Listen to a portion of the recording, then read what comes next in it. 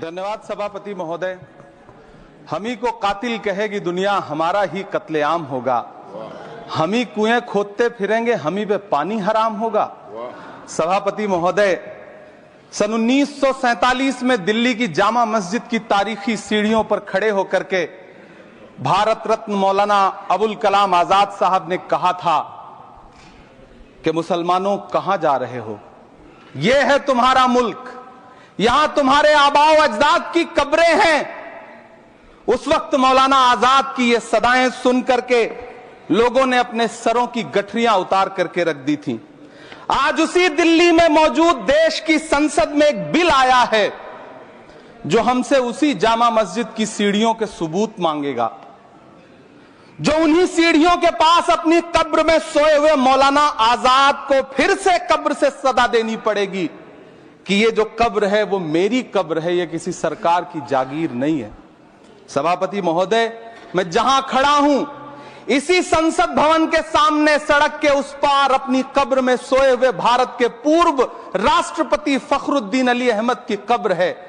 शायद अब उस कब्र से भी सदाएं आए कि ये कब्र मेरी कब्र है, ये सरकार की जागीर नहीं है। सभापति महोदय, मैं वक्फ कानूनों में किए जा रहे संविधान विरोधी बदलावों के खिलाफ बोलने के लिए खड़ा हुआ हूं। संविधान का आर्टिकल 14 हो, 29 हो, 30 हो, चीख चीख कर कहता है कि देश में सब बराबर के हकदार हैं। आर्टिकल 26 कहता है कि सबको अपने अपने मजहबी कामों के लिए मंदिर, मस्जिद, गिरजाघर, गुरुद्वारों का निर्माण करने का हक है और उसका रखरखाव का भी हक है।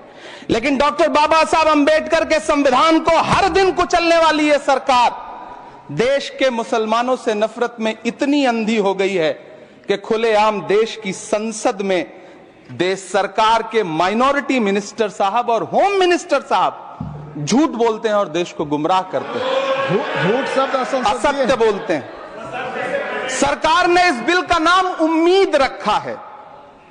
मंत्री जी कल से इसे देश के मुसलमानों के लिए नई उम्मीद बता रहे हैं। नहीं मंत्री जी, न तो यह बिल मुसलमानों के लिए नई उम्मीद है और न ही उम्मीद की नई किरण।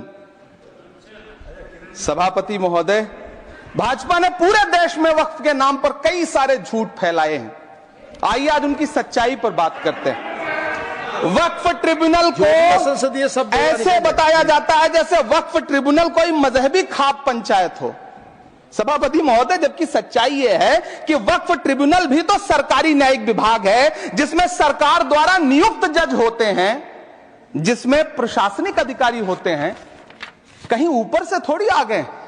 सभापति महोदय, देश के गृह मंत्री जी ने इसी सदन में कहा कि वक्फ ट्रिब्यूनल के फैसले के खिलाफ कोई कोर्ट नहीं जा सकता, जबकि सच यह है कि वक्फ एक्ट 1995 की धारा 83(9) के तहत हाई कोर्ट वक्फ ट्रिब्यूनल के फैसले की न सिर्फ समीक्षा कर सकता है बल्कि उसे बदल भी सकता है। सच तो यह है कि वक्फ बोर्ड खुद अपनी जमीनों के लिए कई सारी कोर्ट में मुकदमे लड़ रहा है।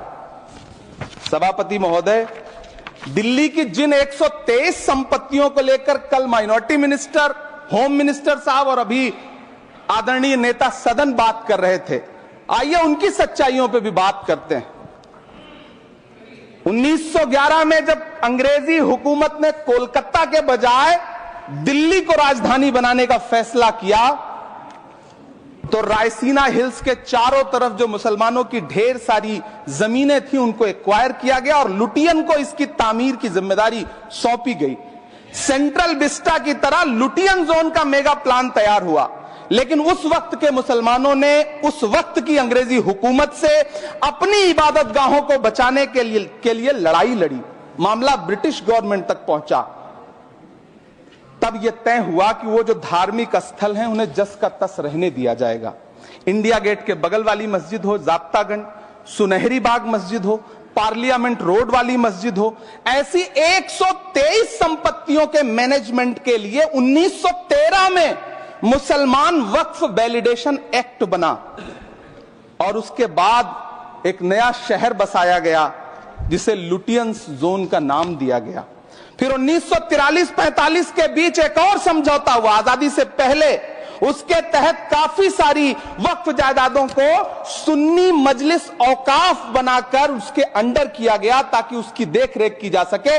गृह मंत्री जी 2 दिन से सदन में जो बात कह रहे हैं वो दरअसल 123 संपत्तियां उसी सुन्नी मजलिस औकाफ के तहत आती है। सभापति महोदय, आजाद भारत आजाद हुआ।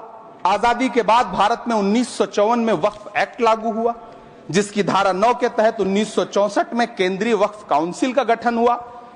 दिल्ली की वही 123 प्रॉपर्टीज को 1970 में सर्वे गजट करके गजट नोटिफाई किया गया। इसके निपटारे के लिए पूर्व प्रधानमंत्री इंदिरा जी के द्वारा 1974 में एक बर्नी कमेटी बनाई गई। बर्नी कमेटी ने 1976 में इन 123 संपत्तियों को दिल्ली वक्फ बोर्ड की संपत्ति होने की रिपोर्ट सौंपी। उस रिपोर्ट के आधार पर 1984 में कांग्रेस सरकार ने उन 123 प्रॉपर्टीज को दिल्ली वक्फ बोर्ड को सौंपने का फैसला किया, जिसके खिलाफ विश्व हिंदू परिषद कोर्ट गई। मामला 2011 तक पेंडिंग रहा। फिर 2011 में कोर्ट ने सरकार को आदेशित किया कि इसका निपटारा करो। तब 2013 में तत्कालीन यूपीए सरकार ने दिल्ली की उन्हीं 123 जायदादों को बर्नी कमेटी की सिफारिशों के मुताबिक वक्फ बोर्ड के हवाले किया। यही वो प्रॉपर्टीज हैं जिनके नाम से गृह मंत्री जी कल से कांग्रेस को कोस रहे हैं। फिर आई 2014 में भाजपा की सरकार, जो तब से इन जमीनों को हड़पने की साजिश कर रही है। जिस बिल को मुसलमानों के हुकूक की हिफाजत करने वाला बिल बताया जा रहा है, उसी को पेश करने के लिए और उस पर बात करने के लिए लोकसभा में भाजपा सरकार के पास एक भी मुस्लिम सांसद नहीं है। जिस वक्त, मैं लोकसभा कह रहा हूं, सुना करिए, जिस वक्फ बिल को मुस्लिम महिलाओं को हक दिलाने वाला बताया जा रहा है, उसे संसद में पेश करने वाली पार्टी के पास न तो राज्यसभा में, न लोकसभा में, न देश की किसी विधानसभा में एक भी मुस्लिम महिला सदस्य नहीं। कल किरण रिजिजू जी कह रहे थे कि रेलवे की जमीनें देश की जमीनें हैं, डिफेंस की जमीनें देश की जमीनें हैं। हां मंत्री जी, हैं, बिल्कुल हैं। ये जो वक्फ की जमीनें हैं, ये हमारे पुरखों ने धार्मिक कामों के लिए डोनेट किया है। तो हम भी तो इसी देश के नागरिक हैं, हम भी तो इसी देश के बेटे हैं। तो वक्फ की जमीनें भी तो इसी देश की जमीनें हैं, उनको पराया क्यों बोलते हैं आप? सभापति महोदय, अशफाकुल्लाह खान जब फैजाबाद की जेल में फांसी के फंदे पर झूल रहे थे तो इसी देश की जमीन के लिए झूल रहे थे ना। सभापति महोदय, अंडमान की जेल में काला पानी की सजा काटकर अपनी जान देने वाले मौलाना फजले हक खैराबादी हो या शेर खान अफरीदी हो, वो भी तो इसी जमीन के लिए अपनी जान दे रहे थे ना। सभापति महोदय, पाकिस्तान के खिलाफ लड़ते हुए अपनी जान देने वाले महावीर चक्र विजेता ब्रिगेडियर उस्मान हो या पाकिस्तान के पैटर्न टैंक उड़ाने वाला परमवीर चक्र विजेता वीर अब्दुल हमीद हो, वो भी तो इसी जमीन के लिए अपनी जान दे रहा था ना। और मंत्री जी, मैं इस सदन में अलग ऐलान ये कहता हूं कि जब भी इस देश की जमीन को लहू की जरूरत होगी, आपसे 2 कदम आगे इमरान खड़ा मिलेगा, ये मैं आपसे यकीन दिलाते हुए कह रहा हूं। सभापति महोदय, मैं सरकार से कहना चाहता हूं, हमसे हमारी इबादत गाहें तो मत छीनिए ना, हमारे घरों पे बुलडोजर तो मत चलाइए ना, हमारी कब्रों में तो हमें सुकून से सोने दीजिए ना। सभापति महोदय, माइनॉरिटी मिनिस्ट्री का बजट कट करके, मुस्लिम बच्चों की स्कॉलरशिप बंद करके अब सरकार कह रही है कि हम वक्फ की आमदनी से गरीब मुसलमानों का भला करेंगे। गुजरात की बेटी बिल्किस के बलात्कारियों की रिहाई के बाद उन्हें माला पहनाने वाली लोगों के नेता ये कह रहे हैं कि यह बिल मुस्लिम महिलाओं को उनका हक दिलाएगा। धन्यवाद मोदी जी, क्या बढ़िया सौगातें मोदी दे रहे हैं आप। पहले हमें गुजराते मोदी दिया, आप सौगाते मोदी दे रहे हैं। लेकिन यह सरकार इतना याद रखे कि इसी ठसक के साथ देश की संसद में सीए का कानून भी लाया गया था और कहा गया था बड़े बड़े भाषण देकर के कि पड़ोसी देशों से हिंदू भाइयों को ला करके यहां नागरिकता दी जाएगी। लेकिन मैं आपके संज्ञान में लाता हूं सर कि पिछले इतने दिनों में इनसे नागरिकता लेने के लिए 2000 व्यक्ति भी नहीं आए, जबकि इसके उलट इन्हीं की सरकार में पिछले 10 साल में 15 लाख से ज्यादा भारतीयों ने भारत की नागरिकता छोड़ करके दूसरे देश में जाकर के बस गए। यह हुआ उस कानून का अंजाम। सभापति महोदय, इसी तरह की जिद के साथ किसानों के खिलाफ भी कानून लाए गए थे। जिस तरह आज वक्फ के फायदे गिनाए जा रहे हैं, उसी तरह से किसानों को भी कृषि कानूनों के फायदे गिनाए गए थे। लेकिन अंजाम क्या हुआ? 700 किसानों की शहादत लेने के बाद सरकार को अन्नदाता किसानों के सामने घुटने टेकने पड़े और कृषि कानून वापस लेने पड़े। जिल्ले इलाही, जमहूरियत जो है वो नफरत और ठसक से नहीं चलती है, अकड़ से नहीं चलती है। उसमें सबकी हिस्सेदारी जरूरी है। कल देश के माइनॉरिटी मिनिस्टर ने लोकसभा में खड़े होकर एक शेर सुनाया था कि मुझसे कोई बदगुमान न हो, तो मैं उन्हें एक शेर सुनाना चाहता हूं कि मैं आज जद पे हूं तो इतना खुशगुमान न हो, मैं आज जद पे हूं तो इतना खुशगुमान न हो, चराग सबके बुझेंगे हवा किसी की नहीं। नीतीश कुमार जी हो, चंद्रबाबू नायडू जी हो, चिराग पासवान जी हो, जयंत चौधरी जी हो, देवे गौड़ा जी हो, जीतन राम मांझी जी हो, सबको समझना पड़ेगा कि जब जंगल में आग लगती है तो न वो बरगद बचते हैं जो हवा को आंधी में तब्दील करते हैं, न वो बांस बचते हैं जो आपसी रगड़ से चिंगारी पैदा करते हैं। सभापति महोदय, जब देश को मनमोहन सिंह साहब जैसा काबिल प्रधानमंत्री मिलता है तो देश को आरटीआई जैसा एक्ट मिलता है, सेज जैसा एक्ट मिलता है, मनरेगा जैसा एक्ट मिलता है, लिबरलाइजेशन मिलता है, राइट टू एजुकेशन मिलता है, नेशनल फूड सिक्योरिटी एक्ट मिलता है। लेकिन जब देश को सौगातें मोदी मिलती है तो क्या मिलता है? सीए मिलता है, फॉर्म्स लॉ मिलता है, आर्टिकल 370 मिलता है, इलेक्टोरल बॉन्ड जैसा एक्ट मिलता है और वक्फ अमेंडमेंट एक्ट जैसे बिल देश को मिलते हैं। मुझे तो अपने हमवतन भाइयों से पूछना है कि आपको अपने बच्चों की तरक्की, खुशहाली और नौकरी की दरकार है या फिर मुसलमानों की दान की गई जमीनों को लूट कर धन्ना सेठों को देने की साजिश करने वाले कानून की? सभापति महोदय, यह सरकार रात के 3 बजे तक पूरे देश को जगा करके संसद में अपने ही नागरिकों को नीचा दिखाने के लिए वक्फ बिल ला रही थी, तो उधर रात के 1:30 बजे अमेरिका हम पर 26% टैरिफ लगा रहा था। सरकार की प्राथमिकताएं देश को पता। सभापति महोदय, मैं बहुत भावुक हूं आज, और मुझे अच्छा लगा कि आदरणीय नेता सदन जगत प्रकाश नड्डा जी ने बहुत अच्छी बातें भी की, मन से बातें की। क्योंकि उनके नाम में प्रकाश जुड़ा है तो मैं उनमें हमेशा एक रोशनी की किरण देखता हूं। मैं उनके सामने बहुत अदब से यह बात कहना चाहता हूं कि चिरागों के सफर में दबदबा हो आंधियों का तो फिर अंजाम जुल्मत के सिवा कुछ भी नहीं होगा।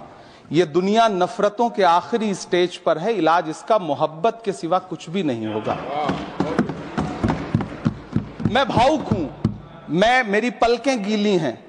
अगर देश की एक बहुत बड़ी आबादी को लगता है कि आप उसका भला करने के लिए नहीं बल्कि उनकी इबादतगाहों, उनकी कब्रिस्तानों, उनकी खानकाहों को बर्बाद करने का बिल ला रहे हैं, तो फिर आप अगर समझाने में नाकामयाब रहे हैं तो यह आपकी नाकामयाबी है। पहले समझाइए, उसके बाद कोई बिल लेकर के आइए, तब शायद हम आपका इतनी पुरजोर तरीके से विरोध ना करें।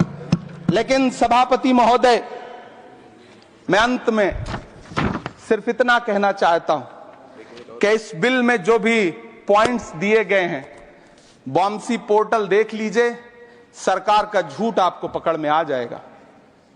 हम डरे नहीं हैं, हम सिर्फ सरकार से अपील कर रहे हैं कि हमें अपना समझिए। हम आपके अपने हैं, इस देश के नागरिक हैं और आप ताकत में हैं। संख्या बल के आधार पर बिल हो सकता है आप पास करा लें, लेकिन आपको यह बात समझनी पड़ेगी कि हम तो वो तारीख हैं, जहनों में रहना है जिसे, कागजी पुर्जे नहीं जो फाड़ डाले जाएंगे। जिस जमीन पर मैं खड़ा हूं यह मेरी पहचान है। आप आंधी हैं तो क्या मुझको उड़ा ले जाएंगे? आपको यह बात समझनी पड़ेगी।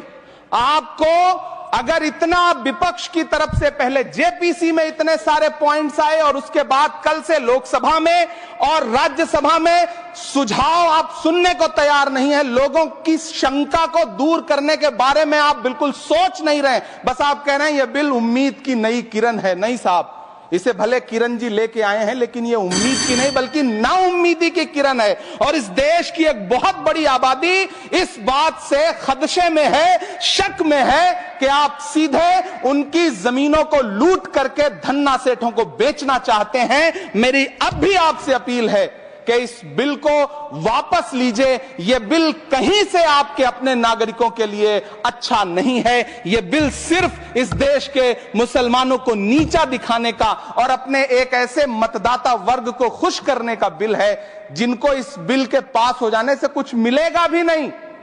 लेकिन आप एक नैरेटिव देना चाहते हैं, एक मैसेज देना चाहते हैं। मेरी आपसे अपील है कि कृपया ये जो सबका साथ सबका विकास का नारा है, इस नारे को रत्ती भर तो चरित्रार्थ कर दीजिए। बहुत बहुत धन्यवाद।